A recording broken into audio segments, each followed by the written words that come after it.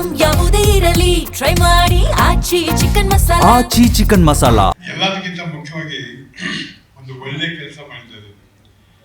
ಇದು ಅವರಿಗೆ ಏನು ಕೊಟ್ಟರು ಏನು ಕೊಡೋದು ಅದಲ್ಲ, ಅವ್ರನ್ನ ಗುರುತಿಸಿ ಕರೆದು ನಮ್ಮ ಜೊತೆ ನಿಂತ್ಕೊಳ್ಳಿ ಅಂತ ಹೇಳಿ ಅವ್ರ ಕೈ ಮುಟ್ಟಿ ನಿಮ್ಮ ಜೊತೆ ನಾವಿದ್ದೀವಿ, ನಮ್ಮ ಜೊತೆಗೆ ಮಾರನಾಗಿ ನೀವು ಎಷ್ಟು ಧೈರ್ಯ ತಗೊಂಡು ಇಷ್ಟು ವರ್ಷ ಬಾಳಿದ್ದೀರಿ, ಆ ಧೈರ್ಯದಲ್ಲಿ ಒಂದು 10% ನಮಗೂ ಕೊಡಿ, ನಮಗೆ ಆ ಧೈರ್ಯ ಕೊಡಿ ಅಂತ ಕೇಳೋದಕ್ಕೋಸ್ಕರ ಅವ್ರನ್ನ ಕರೆದಿದ್ದಾರೆ. ಅದು ತುಂಬ ಸಂತೋಷ ಆಯಿತು. ಆ ಸಹೋದರಿಯರ ಪಾಪ ತುಂಬ ಅವರ ನೋವು ಅರ್ಥವಾಗ್ತದೆ. ಹಾಗೆ ಸುರೇಶ್ ಹೇಳಿದ್ರು, ನಾವು ಪಿಕ್ಚರ್ ಮಾಡ್ತೇವೆ, ಏನಾಗುತ್ತೆ ಅಂತ ಗೊತ್ತಾಗಲ್ಲ ಅಂತ. ಯಾವುದೇ ನಿರ್ಮಾಪಕ ಕೆಟ್ಟ ಸಿನಿಮಾ ಮಾಡ್ತೀನಿ ಅಂತ ಶುರು ಮಾಡೋದೇ ಇಲ್ಲ. ಪ್ರತಿಯೊಬ್ಬನು ಅವನು ತಾನು ಮಾಡೋ ಚಿತ್ರ ಒಳ್ಳೇದೇ ಅಂತ ತಿಳ್ಕೊಂಡಿರ್ತಾನೆ. ಯಾಕಂದರೆ ಅದ್ರ ಬಗ್ಗೆ ಕೂತ್ಕೊಳ್ತಾನೆ, ಕಥೆಗಳ ಬಗ್ಗೆ ಚರ್ಚೆ ಮಾಡ್ತಾನೆ, ಅವನ ಮನಸ್ಸಿಗೆ ಒಂದು ಸಂತೋಷ ಸಿಗುತ್ತೆ. ತನ್ನ ಸ್ನೇಹಿತರ ಹತ್ರ ಹೇಳ್ಕೊತಾನೆ ಈ ಥರ ಕಥೆ ಅಂತ, ಅವ್ನು ಚೆನ್ನಾಗಿದೆ ಅಂತಾರೆ, ಎಲ್ಲರಿಗೂ ಚೆನ್ನಾಗಿದೆ ಅಂತ ಮಾಡ್ತಾರೆ, ಓಡೋದಿಲ್ಲ. ಆ ಓಡಲಿಲ್ಲ ಅಂದಾಗ ಆ ಮನಸ್ಸಿಗೆ ಎಷ್ಟು ಬೇಜಾರಾಗುತ್ತೆ. ಆ ಬೇಜಾರು ಯಾವ ಪ್ರೊಡ್ಯೂಸರು ಪಡಬಾರ್ದು ಅಂತ ನಾವೆಲ್ಲ ಹೇಳಬೇಕಾದ್ರೆ ಆ ನೋವಿನಲ್ಲಿ ನಾವು ಭಾಗಿಯಾಗಬೇಕು. ನಾವು ಒಬ್ಬ ಕಲಾವಿದನಾಗಿ ನಾವು ಹೇಳೋದು, ಪ್ರೊಡ್ಯೂಸರ್ ಕಷ್ಟ ಏನು ಅಂತ ನಾವು ಅರ್ಥ ಮಾಡ್ಕೊಂಡಿರ್ಬೇಕು. ಆ ಕಷ್ಟಕ್ಕೆ ಸ್ಪಂದಿಸಿ ನಾವು ಓಡಾಡ್ತಾ ಹೋದ್ರೆ ಅವ್ರಿಗೆ ಆಗೋ ನೋವಿನಲ್ಲಿ ನಾವು ಒಂಚೂರು ಹಂಚ್ಕೋತೀವಿ ಅಂತ ಅವ್ರಿಗೆ ಅನ್ಸಿದ್ರೆ ಅದೆಷ್ಟೋ ಸಂತೋಷ ಕೊಡುತ್ತೆ.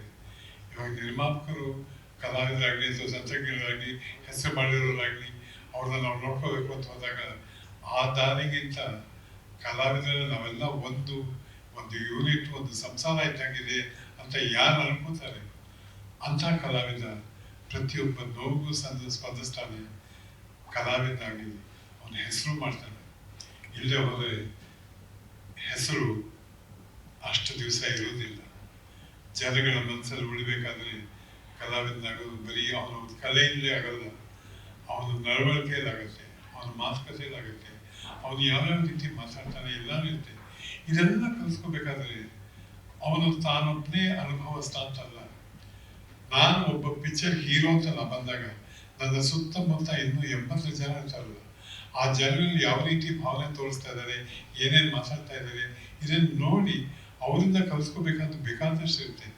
ಅಂಥ ಕಲಿಸ್ಕೊಂಡಾಗ Suresh, I think we can give a good film ಅಂತ ಅನ್ಸುತ್ತೆ. A good film will always come with cooperation of entire unit ಅಂತ ಬರಬೇಕು.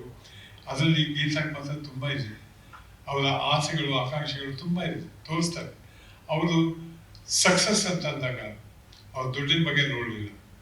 ಇವತ್ತು ಅವ್ರನ್ನ ಕೇಳಿ ಅಪರಿಚಿತಿಗೆ ಎಷ್ಟು ಖರ್ಚಾಗಿದೆ ಅಂತ ಅವ್ರಿಗೆ ಗೊತ್ತಿಲ್ಲ, ಎಷ್ಟು ಬಂದಿದೆ ಅಂತ ಅವ್ರಿಗೆ ಗೊತ್ತಿಲ್ಲ. ಬಟ್ 10 ಜನರ ಬಾಯಲ್ಲಿ ಅಪರಿಚಿತೆ ಅಂತ ಬರ್ತಾ ಇದೆ. ನಾವು ಕೇಳ್ದೇನೆ ಅದು ಹೆಸರಲ್ಲಿ ಬಂದಾಗ ಅವ್ರ ಬಾಯೆಲ್ಲ ನೋಡಿದಾಗ ಖುಷಿಯಾಗುತ್ತೆ. ನನ್ನ ಕಷ್ಟಕ್ಕೂ ಒಂದು ಇದು ಸಿಕ್ತು ಅಂತ ಅವ್ರಿಗೆ ಅನ್ಸುತ್ತೆ. ಅದು ಅನ್ನಿಸ್ದಾಗ ಇನ್ನೊಂದು ಹೆಜ್ಜೆ ಮುಂದೆ ಇಡಬೇಕು ಅನ್ಸುತ್ತೆ.